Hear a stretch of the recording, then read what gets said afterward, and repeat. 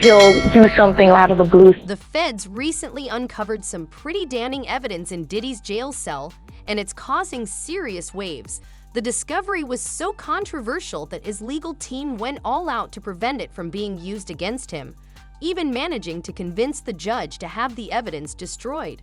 Now you're probably wondering why they went to such lengths. Well, let's break it down. First off, Diddy's legal team proposed a $50 million bond with conditions like private security and restricted communication, hoping to secure his release. But the prosecution wasn't having it. They argued that Diddy's wealth and influence made him a flight risk and a potential danger to witnesses. And based on what the feds found in his cell, they had a point. When Diddy's legal team saw what the prosecution had, they moved quickly to block it. If they hadn't, the evidence would have been a serious blow to Diddy's case. This all led to some curious behavior from the judge presiding over his case, Judge Aaron Suberman. Unlike the previous two judges who had denied Diddy bail without hesitation, Judge Aaron seemed to be entertaining the idea of granting him supervised release. Some even wondered if he was being too friendly toward Diddy's lawyers, especially after Diddy's legal team was so vocal about his situation. I was tough.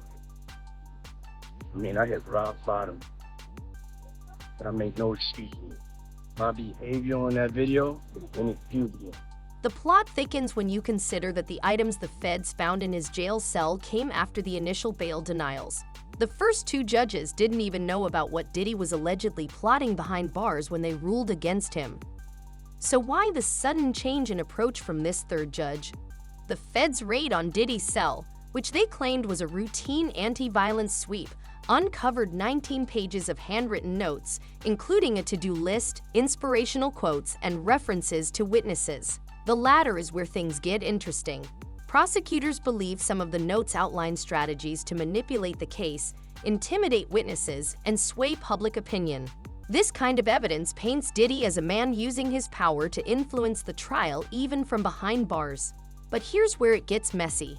Diddy's lawyers argue that this evidence should have never been used because it was protected by attorney-client privilege. They claim the notes were part of Diddy's trial preparation and that the feds illegally accessed this confidential material. If Diddy's team can prove this, it could flip the case in his favor.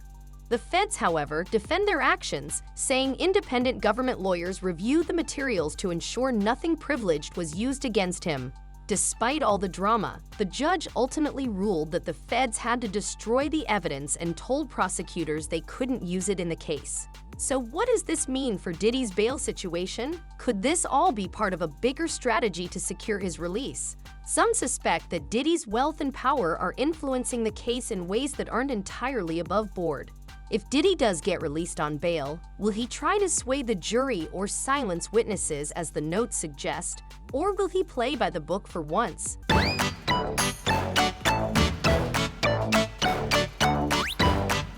Whatever happens next, it's clear this case is far from over, and the stakes just keep getting higher. What do you think? Are the feds overstepping, or did they catch Diddy red-handed? Will he use his freedom to manipulate the case further? Let me know your thoughts in the comments.